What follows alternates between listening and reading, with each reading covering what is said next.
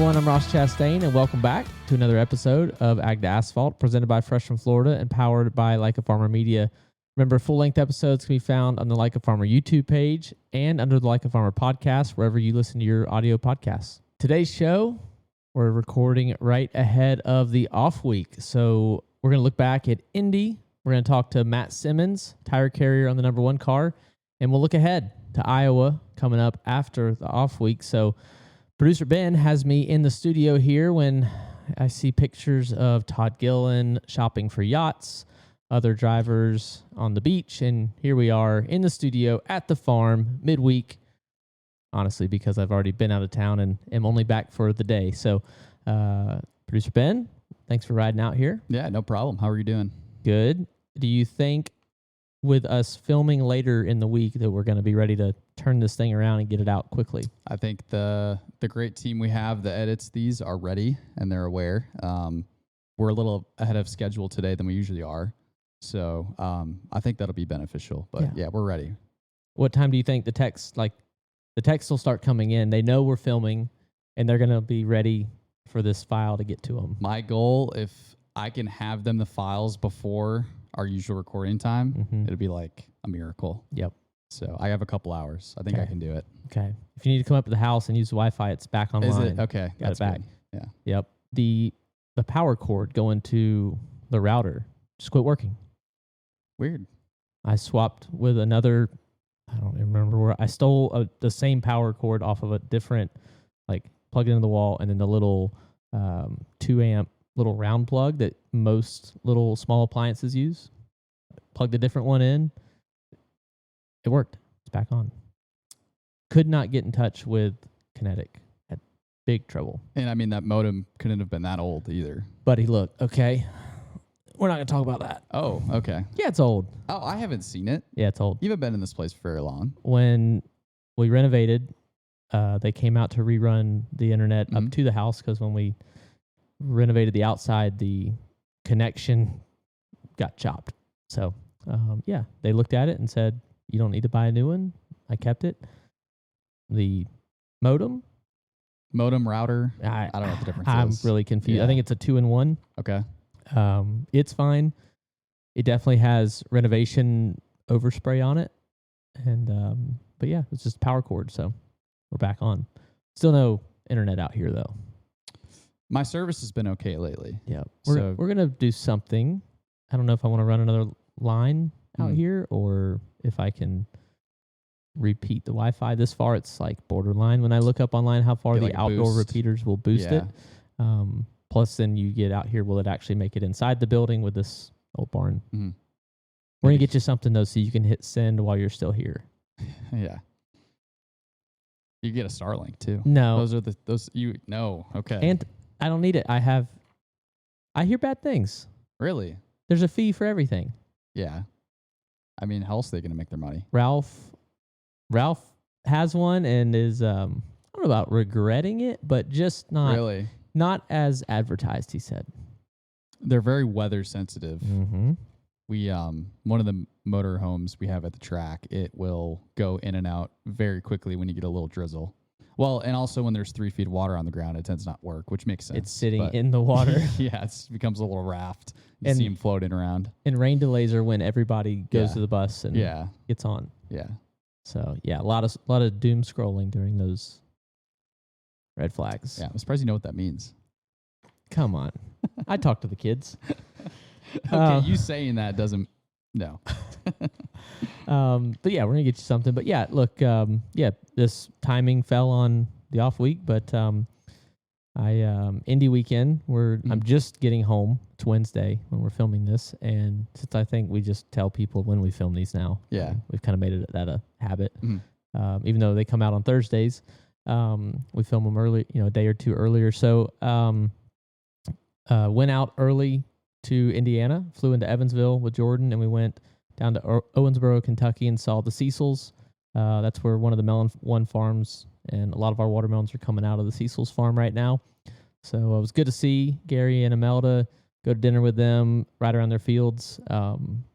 Every geographic region that I go to, it's just a totally different world. They're right on the Missouri River, if I remember correctly.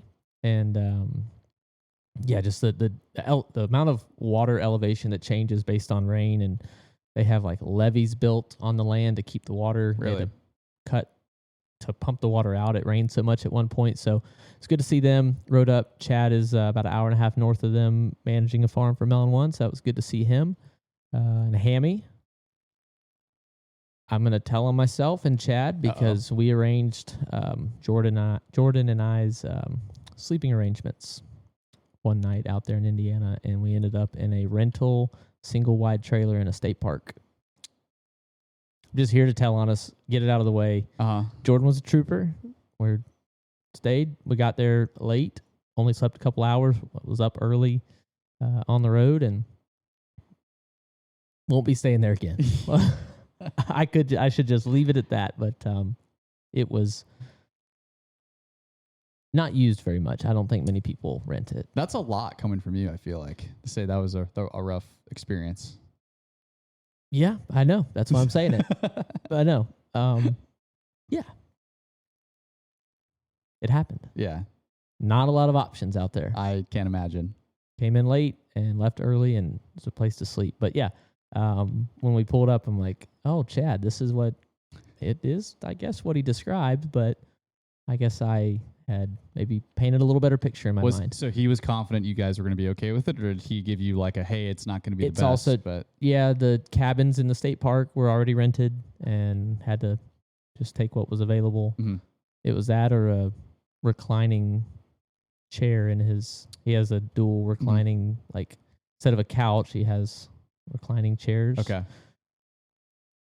And those are not super comfortable to sleep in. You're sleeping almost sitting, laid back, but sitting up. And we were horizontal, but ready to get out of there in the morning. Yeah. So, part of it. Yep. You'll have some bad arrangements every once in a while. Yeah. But makes you stronger. That's right. Yeah. Look, Jordan grew up in a small town. Not sure she had single wide trailer on her bingo card for this month, but we did it and checked the box. Nice. Went over to a Cardinals game. Yeah. After that, so made that trip over on Thursday morning to St. Louis. Did that popped up late, and so that was cool. Floated one in, arched it in St. Louis style for my first pitch. Threw the first pitch Made out. it to the plate though. Made it to the plate. Yeah. And it was cool. Nice. The catcher, my honorary catcher, was actually a guy. He spent, they said, 11 years in the minors before his first call up to the major leagues.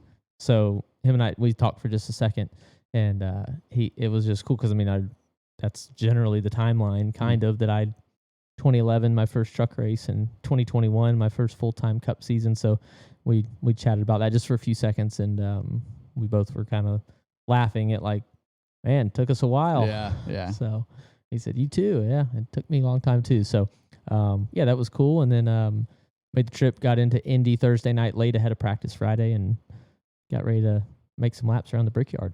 Yeah, double duty. Yeah, back in the 9 car. That was fun. Yep, you were quick. Yes. Knew it in practice. Knew it was going to be good, and it was.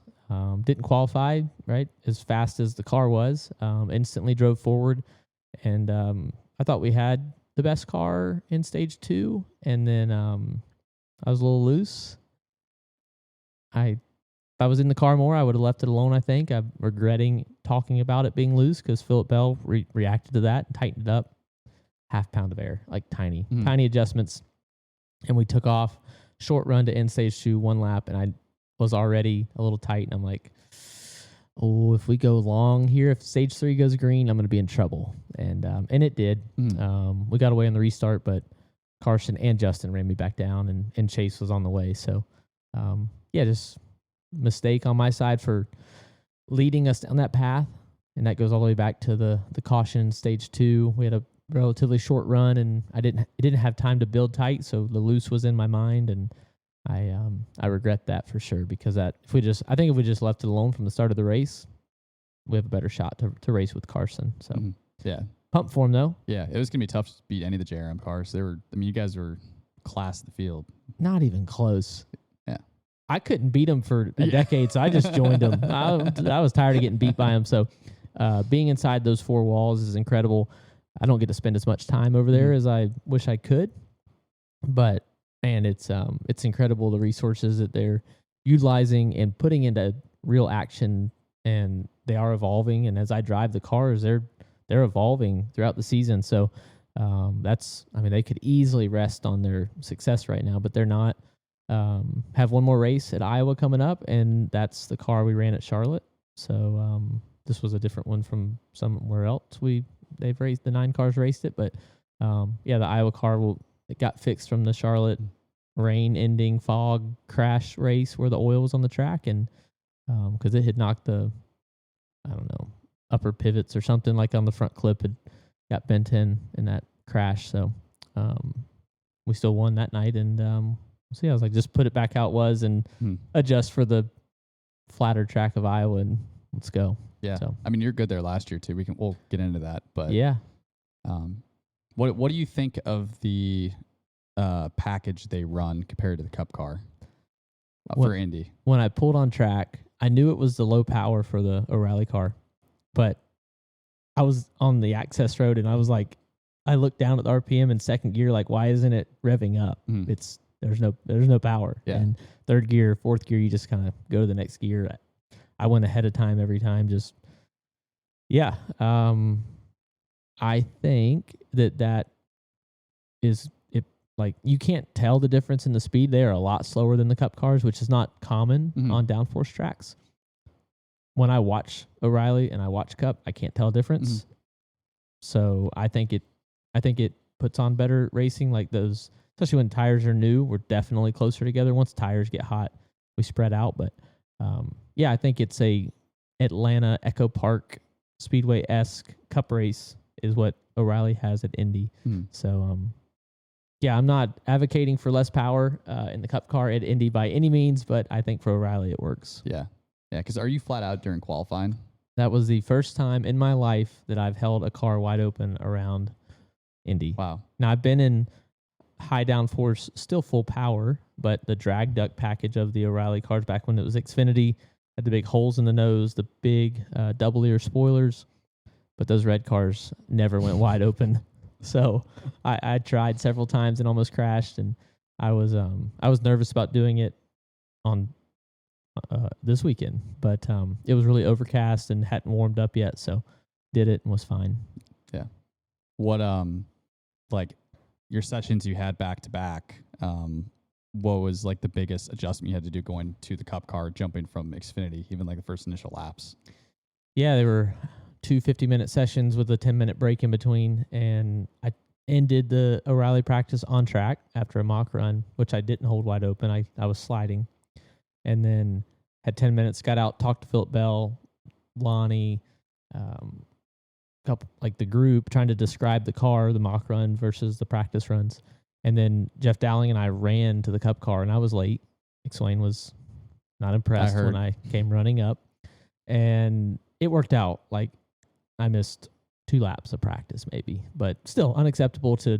Was intending to be on time and took too long describing the 9 car to Philip and Lonnie.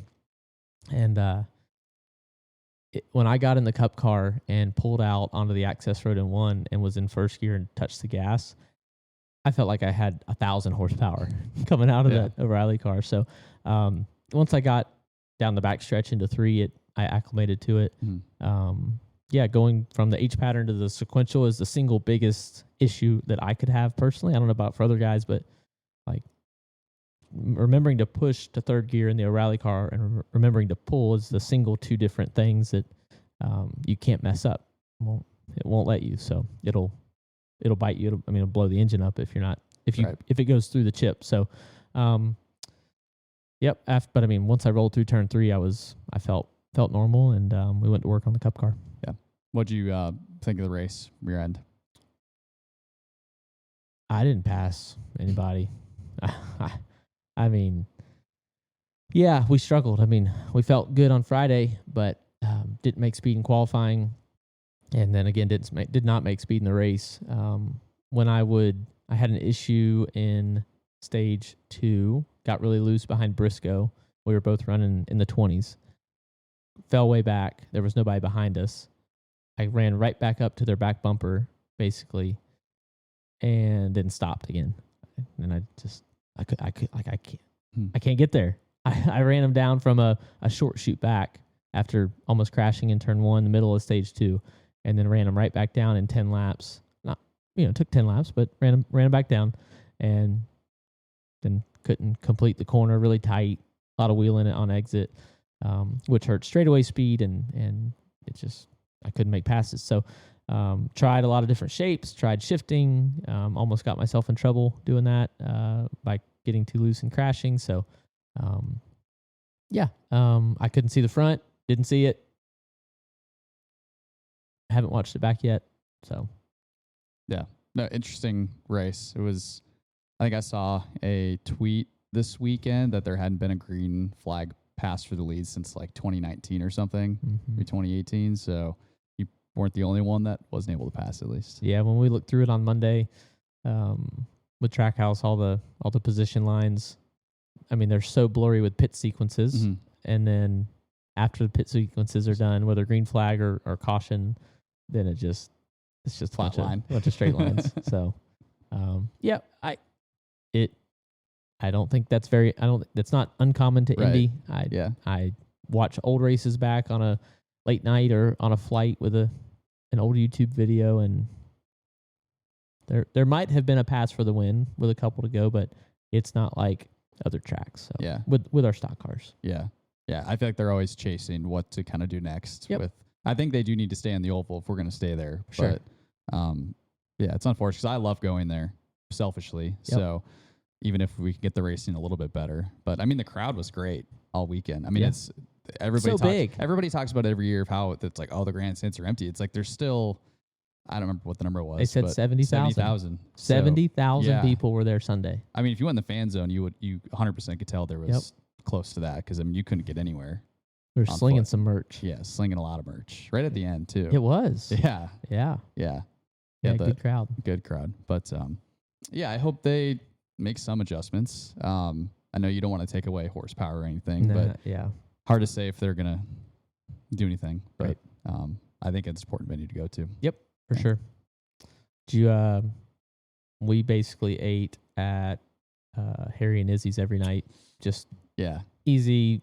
You're there. Yeah. Why not? Yeah. I got a reservation the first night, Friday night, and then Saturday night we just went and sat at a little high top table and just had dinner. Did y'all go out? Yeah, we went there Thursday night for dinner.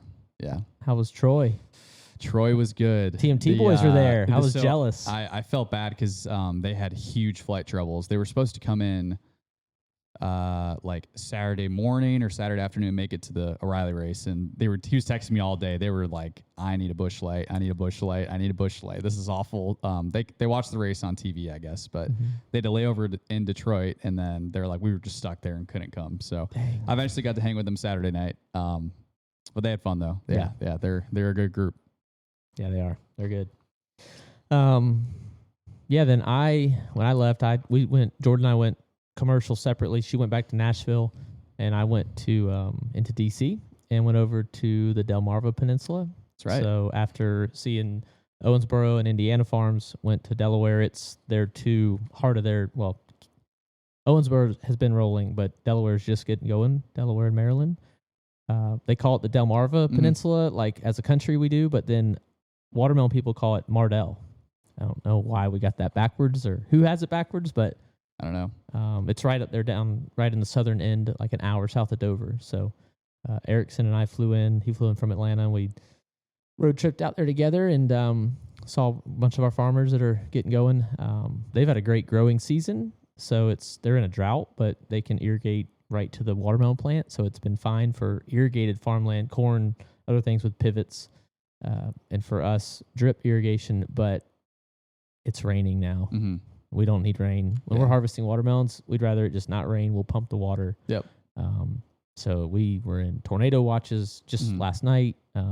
But still, it's early in the season. If rain will quit hitting that peninsula out there. They roll in like storms are rolling across from like the mainland in Washington, D.C. and across the bay and hammering them out there. So big farmland out there. I know I've talked about it before, but Yeah. You wouldn't think about it like you fly into DC, right? The big city, cross the Bay Bridge. When you hit the other side, it's rural farmland. Yeah. I never can say that word. Rural. But a lot of chicken houses, a lot of row crops, corn, beans, sorghum, a lot of things. So yeah, I wouldn't expect that area to have. I thought it was like marshy or like swampy kind of with like how the land is, but nope. I mean, there is, but yeah, a lot of farmland, a lot of good watermelons come out of there.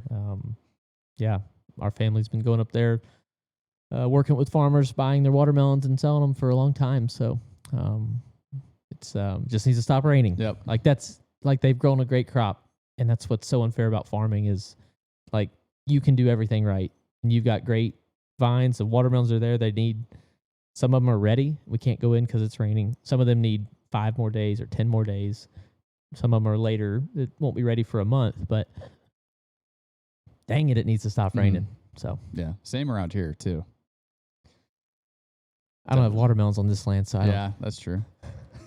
I mean, I care if it rains at the racetrack. Yeah.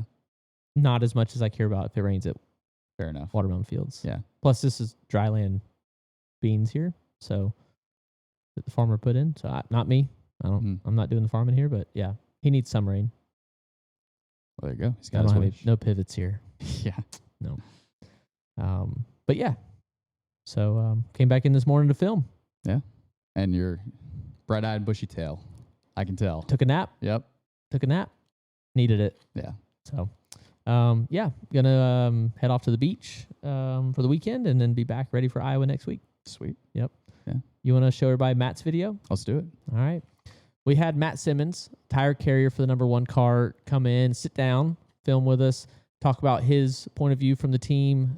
He's the guy that's standing on pit road, picks up 2 tires for the right side, runs around, and let him tell his story, talk about his path to get here, and what it's like being on the 1 car. So y'all check it out. Right. Matt, welcome to the show, buddy. Thanks for having me, man. Thanks for riding out here to the farm. Yeah, this is cool. How was the ride out here? Is Not bad. Yeah? It's like 20 minutes. So we live out in Salisbury. So I basically live, Harry's in between me and you. Okay. So I'm like 10 minutes on the other side of Harry, which is like 10 minutes to here. That's so good. Not bad. It's good to know. So a lot of times I fly out commercial and then fly back with y'all on the team plane. Yeah. On Victory.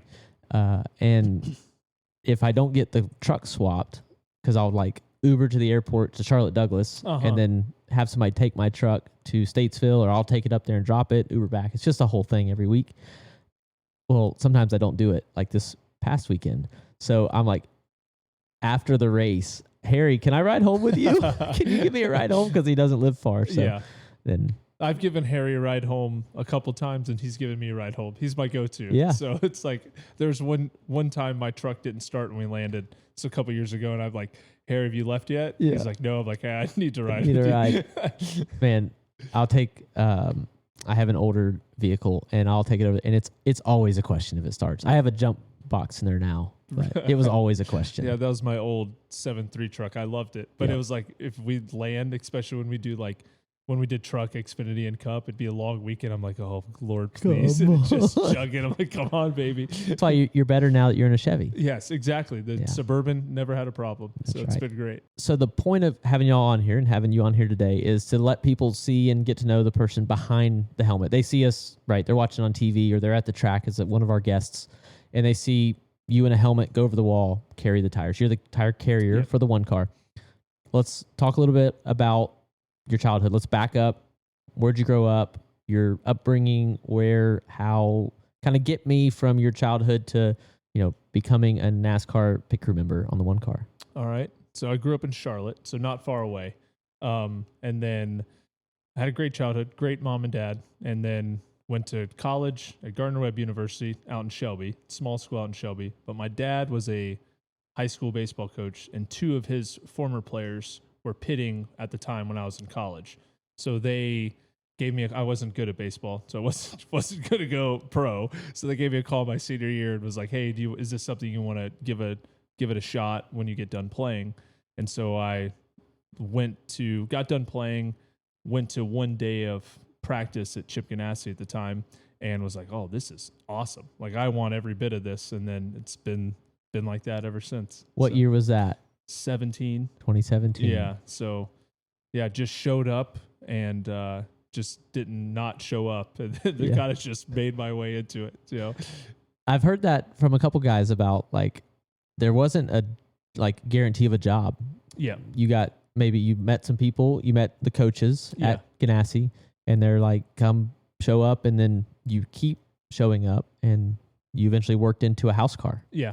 So I'll never forget the first day when Sean Pete and Mike Metcalf were the coaches, and Metcalf played one of the guys who played for my dad. So it was kind of like an easier transition. So I knew Metcalf, right? Mm-hmm. And I remember after the first day, I was like, so like how often do I show up? Do I just show up every Wednesday for developmental practice, or do I show up every day?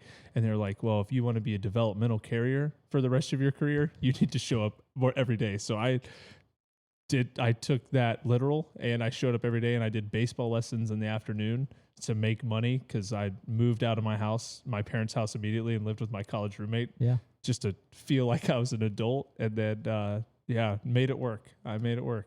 So growing up in Charlotte, what's that life like? You're down like in the 485 loop? Yeah, so I was like right in South Charlotte. Okay. So like where 485, and I call it, if you're from Charlotte, you call it Independence Boulevard, but if you're not from Charlotte, you call it 77. So like right where those meet, where the most traffic in the entire state of North Carolina, I feel like, is at. That's where I grew up. The south side, the 485, because you growing up, the north side wasn't even completed. No, yeah. That's new since I've been here. Well, that was like being constructed since I was like 2. Yeah. And it finally like just got done. No. But it's like every time you'd go up that way, it's like still road construction. And then when we drove to Martinsville like 3 years ago, I was like, holy cow, they finally got it done. Yeah. So it was like a 30-year project, but they got it done. It was. So you grew up, your dad's a baseball coach. I'm guessing you're dreaming about baseball then. Yes. You grew up in a baseball house. Yeah. Is NASCAR even on TV? So my dad and my grandpa were massive NASCAR fans. My grandpa was a huge like senior and Jimmy Johnson fan. And so like we would spend a lot of time at my grandparents' house growing up, and it was like the family where you'd go to church and you'd come home and watch the race. But like I was young, I wasn't watching it. It was just like in the background.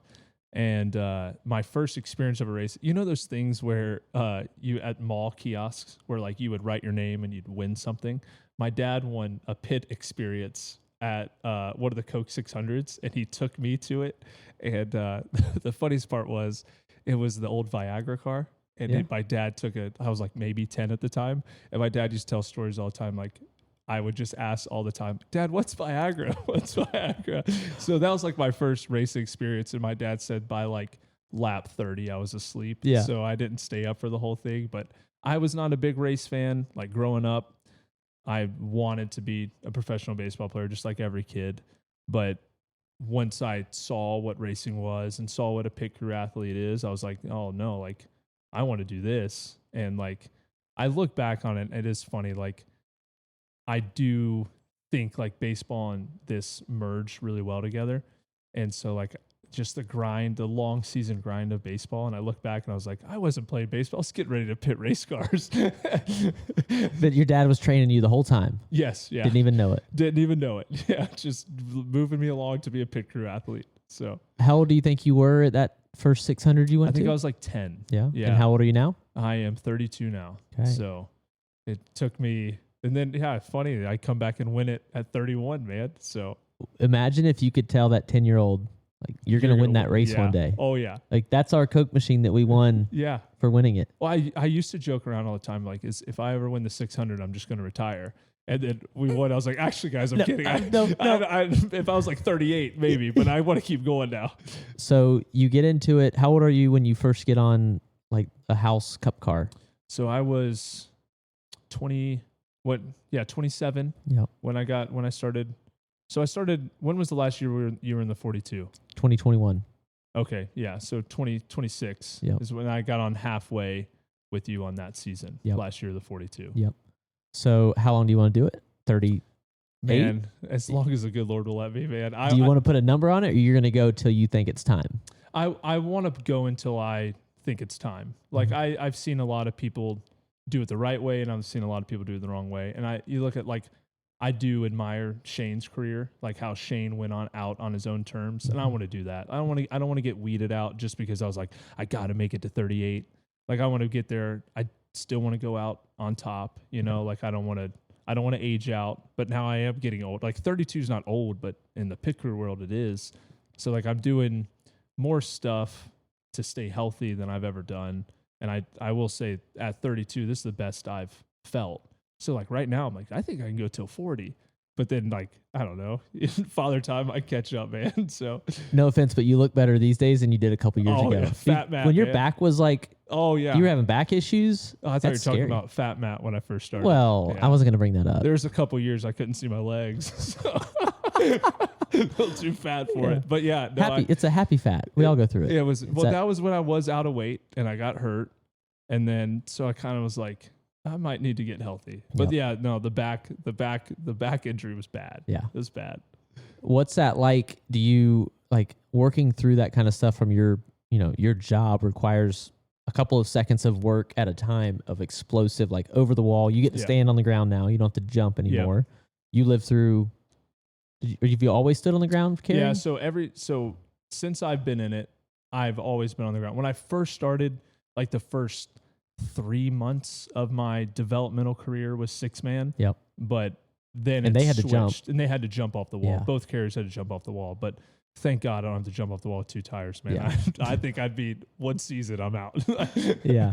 And then back to Shane, I echo that on. So I've known Shane since 2012. Yeah. He pitted for me at Bobby Dodders, and he always joked about me coming to Ganassi, and I was always like, Shane, I'm not ever going to get hired by Chip. And then I do. Yeah. And it all came full circle, and I got to be a part of the end of his career. But the way he handled that, stepping into the coaching side, but leading by example of how all of our departments at Trackhouse should be handled in every position, and how accountable he was about himself at the end of last year, ahead of the playoffs, and Appleby coming in.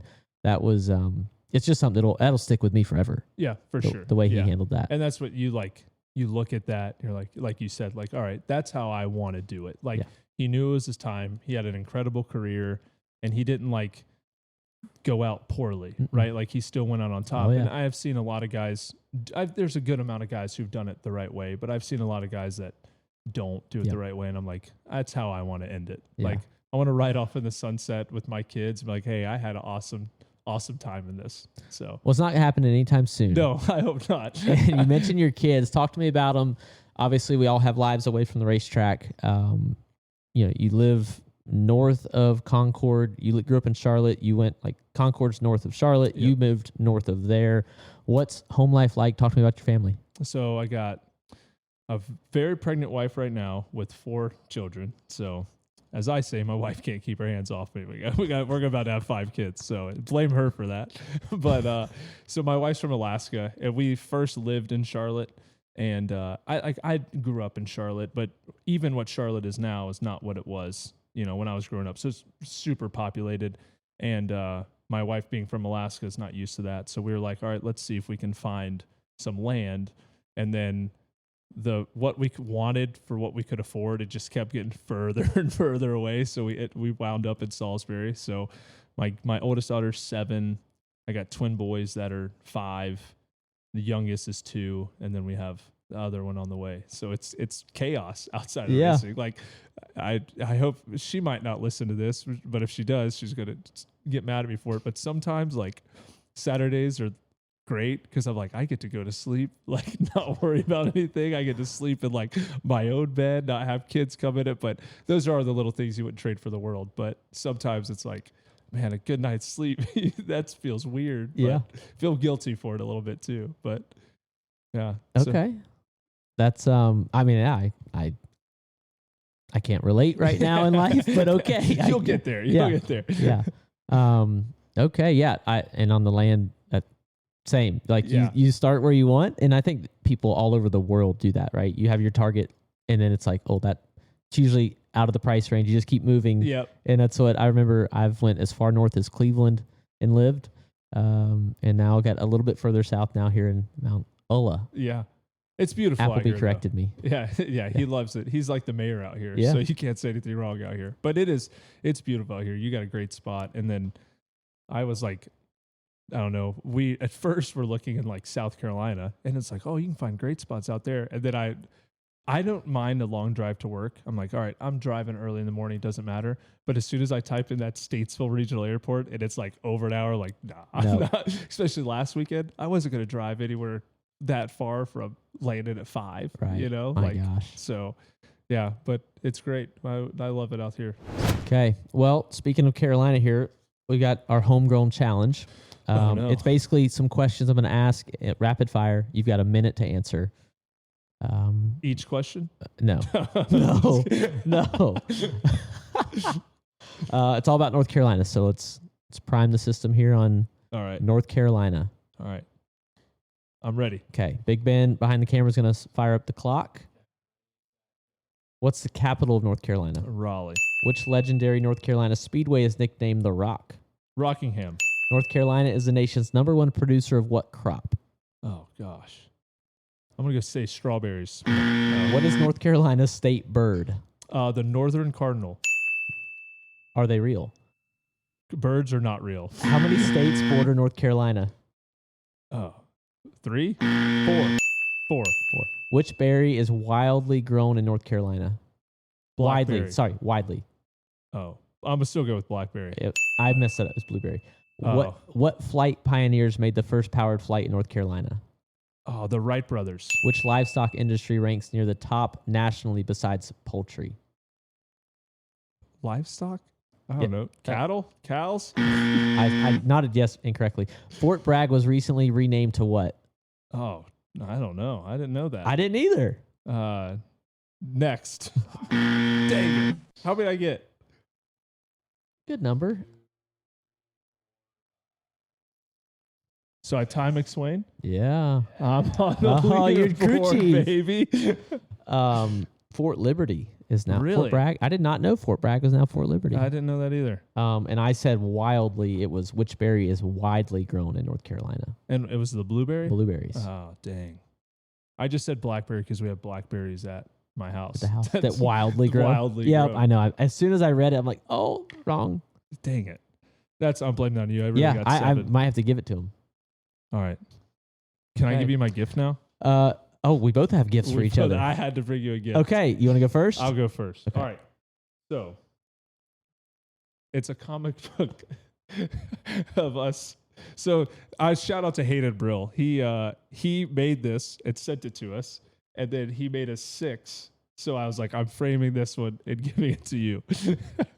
So That's awesome. yeah, it's pretty cool. My kids love mine. I had to put mine in my little like man cave zone, but my sons are like, Dad, I want that in our room. So I'm fighting with my kids on where ours is going at my house. But I gifted you with that. Well, that's awesome. I've never seen this. Yeah. So he just made them for y'all. He made it for us. We met him a couple years ago at Dover. They're big Ross fans, and it's Hayden and his dad Chris. They come to a lot of races like Dover and Pocono, and then they mailed us that. I was like, oh, that's awesome. So good people, good fans of yours, and they made us something cool. It's So, going on the wall. yeah, good. It's better than the picture of me, Mike and Ken took on the fighter jet ship or whatever. So. Yeah.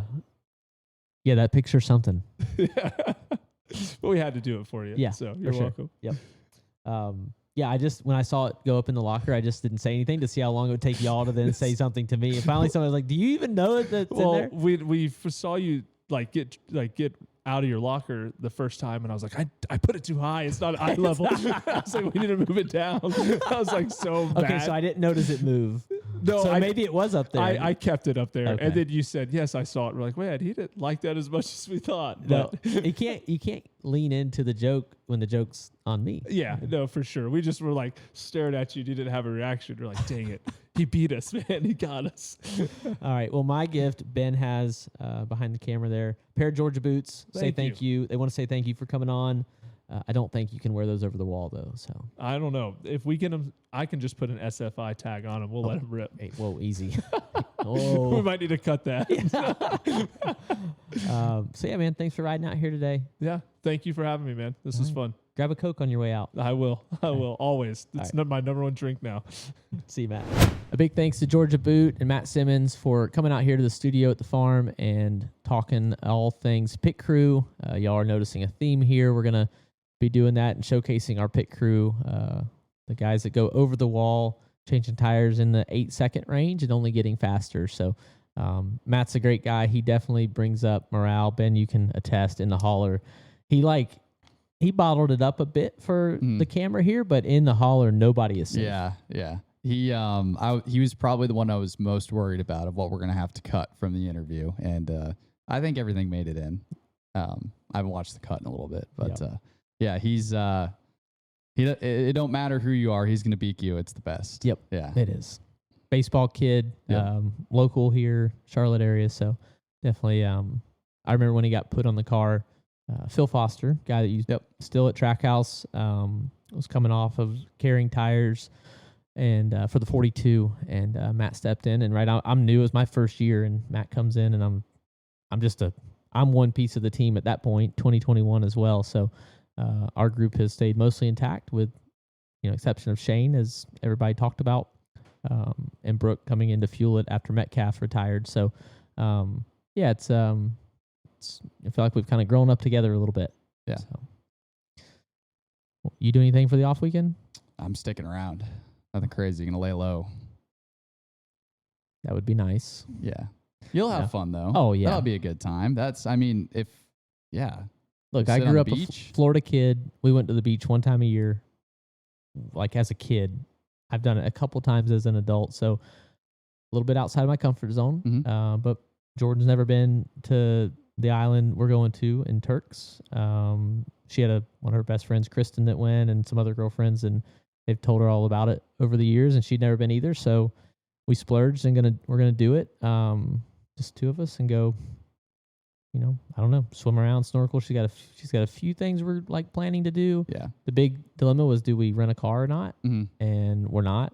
They do drive on the left side of the road, sit on the right side. So I was excited about that. Yeah. But I want to have free reign when I'm down there, and will be no keys in my pocket. Yeah, smart. Yep. Hopefully they have bush light. I hope so too. I'm not counting on it. I don't know. I've found in other countries before. Are you guys at like a resort, I'm assuming? We are. Okay. They might. But I will be out exploring. Yeah, okay. I will be in a local bar somewhere. Okay. Yeah. At some point. Yep. And what's the local food there? I don't know. I don't even. Yeah. Report back next episode. Okay. Yeah. I can't wait. Yeah. Yeah. So that'll be fun. And then we have Iowa coming up. I mean, talk about the opposite from Turks and Caicos to Des Moines. Ooh. I like Des Moines. I am more comfortable in Des Moines, I can just tell you. Than I will be down there. Yeah. Yeah. Farm fields, corn's going to be tall when we're out there. Yeah, good time of year tall for that. Corn. Corn, soybean country. Yeah, it is. Yeah. What do they call it? Like the corn sweat? Yeah. Like actually affects. Right. It actually affects the weather. Yes. Yeah. Well, that and the wildfires are probably, so it's probably going to be a hot weekend then. Yeah. Good. Yeah. Home race for me, technically. That's a long technicality. 7.5 hours, probably. Yep. I mean, it is literally straight south. Straight south. Like you look at the highway and it is just 7.5 hours straight. Yeah, basically. I mean, it might be 6, but depends where you stop. Use your melon. Drive safe. I'm not driving there. I'm fine. I know, fine. but if you ever did, any family coming down, I do. No speeding. Yeah, I know. My sister did the drive last year, and so she knows. So. Yep. Gonna do double duty again. Yep. Controlled a lot of the O'Reilly race a year ago. I was tight. I asked for, like, the fronts were sliding. I asked for a little, like, I just talked about it. And Corey Shea, he snuck 1 pound out of one tire, and I was chattering the rear tires to end the race. So very odd how that reacted so much. But those race cars are right on the edge, and I'm losing races over half pounds of air. So you just need to shut up. I'm going to be quiet. Yeah. I'm going to unplug my button. Just leave it alone. That is a real thing. Look, I mean, I've done this enough to know, like, I affect how the car finishes, but driving ability aside, speaking ability is a big part. And I see it right now with my cousin JT and his evolution. He's running pro late models and pro trucks in Florida and Georgia, and his vocabulary is evolving. And my uncle's like trying to help him. He's going to be down there. Hopefully, they run Speedfest remake this weekend at Cordial. Supers, pro trucks, a couple things are running down there, but like Caden Honeycutt will be there. And I told JT, and David told him, just go follow Caden around the pits. Like, put a headset on, listen to him. I think Caden is the best right now in that discipline. The truck stuff is coming along as well, but like when you put him in a late model, a modified on a short track on an 8-inch tire, 10-inch late model tire, whatever size they are now, he's the best. And he's winning in different disciplines, different racetracks across the country in those cars and trucks and modified. So same goes back to me in Cup, to O'Reilly. Like, yeah, I need to be quiet more, I think, because I definitely steer us in directions that I look back and write down on a piece of paper or type in that I messed that up. So if you want, I can hold a sign up around the track like in Le Mans back in the day where it says just shut up. Shut up and drive. Yeah. Yep. I got my "Don't Push the Button" shirt from Ryan Preece. Oh, did you? I did morning. see you ordered one. Yep. Yeah. Yep. So How'd you see it applies. Bob tweeted that you bought it or something. Oh yeah, I think I told him. Yeah. I couldn't help it. I'm on Ryan's side with all that. Just my opinion. So I supported him with a shirt. It's a plain white T-shirt, like box cut. Going from him. Just I don't even know what the brand was. I just bought it because it's Ryan. Yeah. And we spent our days in those red cars together back in the day, almost a decade ago now. Wow, that's wild to think about. He just signed an extension too. Yeah, good for him. Yep. But break that shirt out at some point. Yep. So yeah, I need to do that just for the handling. I can wear it on a Saturday if you want. So before you get in the car, I'll point to it. Okay. When you kneel down to take a picture. Yeah. Okay. Yep. Deal. Then the Cup car, that's big for Busch Light out there, so that'll be good. Yep. I don't really think got some friends coming in that live out that way, a couple farmers. But yeah, just back to a normal oval weekend. Old straightaways, new paved corners. You basically bounce down the straightaway and then aim for the new asphalt and slide. I try to minimally slide to get there and then hit it, and you gain a ton of grip. So it's a very unique track right now. It is. Yeah. I'm curious what their plans are in the future with that. Oh, I hope they keep it that way. No way. They're not going to keep it that way. That was a patch just to get us through so it didn't come apart in the corners. Yeah. That thing will get repaved. Yeah. Has to. Mm-hmm. I mean, luckily they have rough enough winters there where I think it would age pretty quick. Yeah. The first year might be rough if they end up doing that, but but really the first year of the corners being repaved were fine. So yeah, I love like them, the state, however it all worked, dump the money into it. Let's go. Yeah. Like make it where it's ready for another 20 years of racing. Yeah. And keep Cup cars there. Yeah, I agree. Trucks need to go back. I'm surprised they haven't. Same. Yeah. Same. Like, why? Why not? What, you getting encumbered, was that the last, or thrown out, was that the last truck race there? I wasn't encumbered. I was flat disqualified. Yeah, that was when they had first changed it to A stripped everything. Yep. There was no like, nothing like the encumbered stuff. Cucumbered. Remember that? I saw a thing recently where some article talked about Daryl winning a truck race at like Michigan. That was encumbered, but they were showing pictures of him in Victory Lane, just like it happened. Oh, I forgot about that. That was in the was it like the 99 truck or something? He had like what was the abbreviated name of the team? Travis Miller. I was buddies with him. He had like the hair product on the car. Yeah, Maestro. Maestro. What was the name of that team? I can't remember. They didn't run full time. Man, won some K&N championships. Yep. Yeah. MDS. That kind of gave him like it might have been right after the Roush stuff that he ran that. Yeah, it kind of gave him a little bit of a boost. Yeah, they were moving some air in the back where they weren't supposed to, pumping. Oh, really? Pumping air, yeah. That's what I'd heard. Okay. They didn't tell us back then. We were just too low post race, so they've Yeah. changed the rules. You can't be too low. Technically, in the front, you can pick it up and Okay. put your packer in on the shaft springs now. So, yeah, they changed those rules. That's good. People don't need to get disqualified for ride height post race. That's a silly rule. So, Yeah. both O'Reilly and trucks now, they let you work on it. So, That's good. Yep. That's it for me, man. Yeah. Okay. Enjoy the beach. Yeah. I'll see you in a couple weeks. How many hours of iRacing you think you get in? I've already gotten in a few this week, so those numbers are definitely going to go up once we hit Friday at 5. I watched on my Uber ride to the airport this morning to go to the Salisbury, Maryland airport, which I had never actually flown out of there. You walk through the terminal and then you walk out the door and the plane's out there and you just walk out to it and you step on the door to get in. They don't even have a... Oh, wow. Like a ramp. No ramp. You just step. It's like Victory. Just walk up the door. Wild. Commuter jet. But on my Uber ride at 4:30 this morning, I saw where they were talking about iRacing and tire heating hacks and running on the paint. Yep. So they're letting everybody see each other's stuff, and like 5 of the top 10 or something like all went down on the paint at Phoenix and scrubbed. That's because like for the longest time, like scrubbing never actually did anything. I don't think it actually does. I was told to like hold the brake, like drag some brake when you're going around. I've never had it made a difference. I do that in real life. Yeah. Sometimes I don't know if scrubbing does anything either. It's true.